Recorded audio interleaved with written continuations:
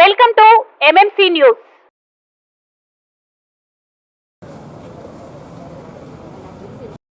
ఈ సర్వసభ్య సమావేశానికి ఇక్కడికి రావడం, నేను కూడా రావడానికి ముఖ్య కారణం బహుశా మరొక 2 వారాల్లో ఎన్నికల షెడ్యూల్ విడుదల కాబోతుంది.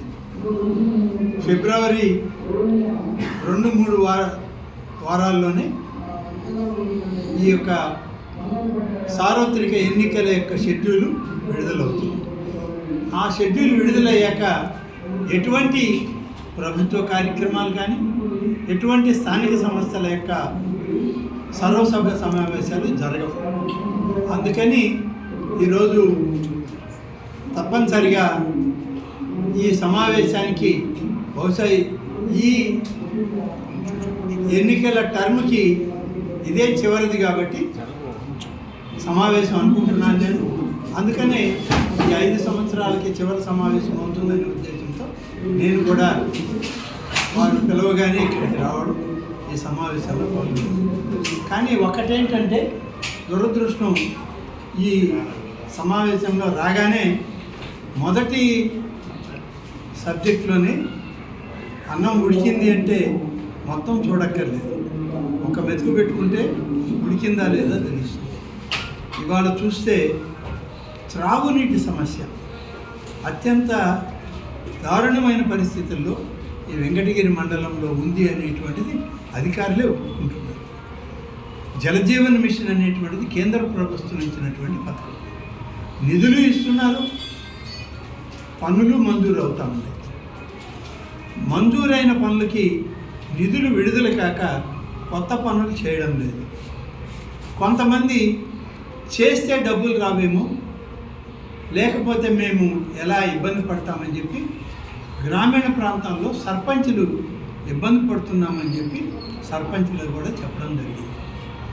ఈ కేంద్ర ప్రభుత్వం ఇచ్చేటువంటి 15వ ఆర్థిక సంఘం నిధులు, ఎప్పుడో రావాల్సిన నిధులు ఇప్పుడు అడ్జస్ట్ అయ్యే, ఇప్పుడు వచ్చాయని చెప్పి మరి ఇక్కడ ఉన్నటువంటి ఈఓఆర్డి చెప్పడం జరుగుతుంది. దురదృష్టం ఏంటంటే ఇక్కడ ఎంత మొత్తం కేంద్ర ప్రభుత్వం నుంచి విడుదలవుతుందో తలసరి ఆదాయం కూడా రాష్ట్ర ప్రభుత్వం నుంచి కూడా విడుదల కావాలి. రాష్ట్ర ప్రభుత్వం నుంచి నిధులు విడుదల కావడం లేదు.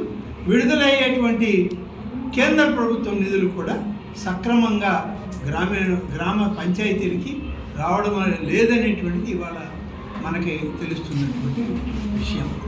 గ్రామ సర్పంచులు, పేద గ్రామాలు, నేను అడిగాను ఏమన్నా మేజర్ పంచాయతీలు ఉన్నాయా? అన్ని మైనర్ పంచాయతీలు అన్నారు ఈ మండలంలో.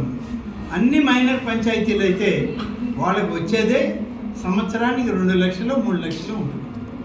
ఆ డబ్బు కూడా ప్రభుత్వం కొన్ని అవసరాలకు డైవర్ట్ చేసుకుంటే ఇక గ్రామ పంచాయతీల మనుగడ ప్రశ్నార్థకం అవుతుంది.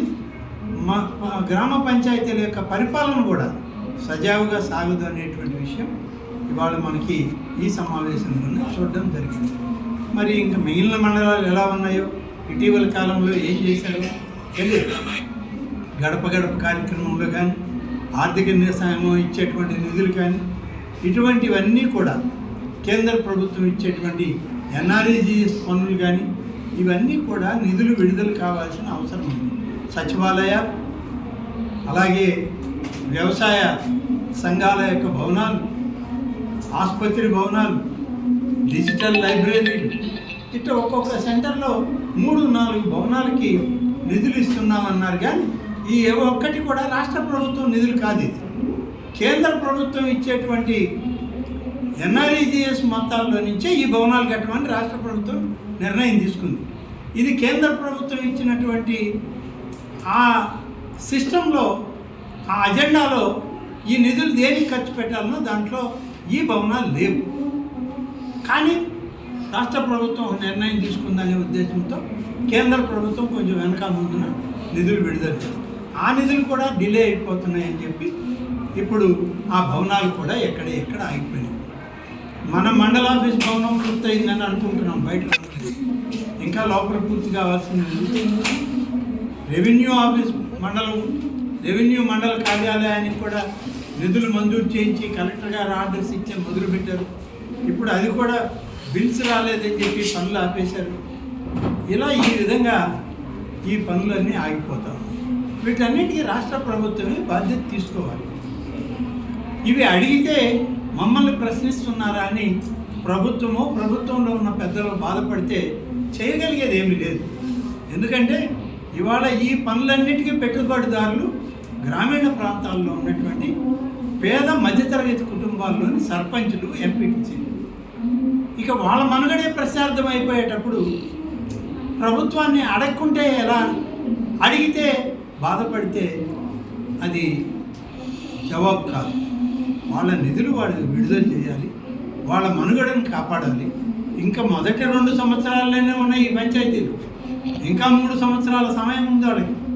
ఇప్పుడే ఈ పరిస్థితుల్లో ఉంటే ఇంకా 3 సంవత్సరాల కాలం ఈ స్థానిక సంస్థలు ఎలా మనుగడ సాధిస్తాయి, ఎలా వాటి పరిపుష్టిని కాపాడగలుగుతారో ప్రజాప్రతినిధులుగా ఉన్న వాళ్ళకి ఇది ఒక ప్రశ్నార్థకం అవుతుంది. జిల్లా పరిషత్కి రావాల్సిన ఆర్థిక సంఘం నిధులు, తలసరి గ్రాంట్లు రావట్లేదు, మండలాలకు రావాల్సినవి రావట్లేదు. ఇవన్నీ ఇలా ఇబ్బంది పెడుతూ ఉంటే ఎవరు మాత్రం ఏం చేయగలరు?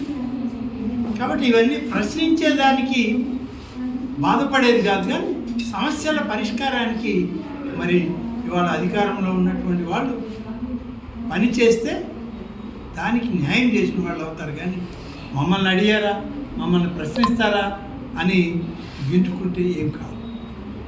కాబట్టి జరిగే ఒక్క మండలంలోనే ఈ విధంగా ఉంది. అందులో వెంకటగిరి హెడ్ క్వార్టర్స్ మండలం, ఈ మండలంలోనే ఇలా ఉంది. మండల ప్రెసిడెంట్ ఆవేదన, మండల ఎంపీటీసీల ఆవేదన, గ్రామ సర్పంచుల యొక్క గోడు, ఇవన్నీ చూస్తుంటే స్థానిక సంస్థల యొక్క సుపరిపాలన నిర్వీర్యమైపోయింది అని చెప్పడానికి ఈ మండల సమావేశం ఒకటి చాలు. కలం మీది, కృషి మాది. స్థలమైన, ఇల్లైనా ఖచ్చితమైన నమ్మకం మేఘనా కన్స్ట్రక్షన్ అండ్ బిల్డర్స్. మార్కెట్ లో అతి తక్కువ ధరలకే నిర్ణీత సమయంలో 100% వాస్తుతో ఇంజనీర్ల పర్యవేక్షణలో అనుభవజ్ఞులైన తాపీ మేస్త్రీలచే నెంబర్ 1 క్వాలిటీ హౌస్ మెటీరియల్స్ తో మీరు కోరుకునే విధంగా ఇంటి నిర్మాణములు చేపట్టబడును. అన్ని ప్రాంతాల్లో ఇల్లు స్థలాలు అమ్మబడును మరియు కొనబడును. ఇల్లు కట్టుకోదలిచిన వారికి ఇంజనీరింగ్ ప్లాన్ మీరు కోరిన విధంగా ఉచితంగా చేసి ఇవ్వబడును. Proprietor Jampala Prakash. Cell number 9493730777. ఇట్లు మేఘనా కన్సల్టెన్సీ.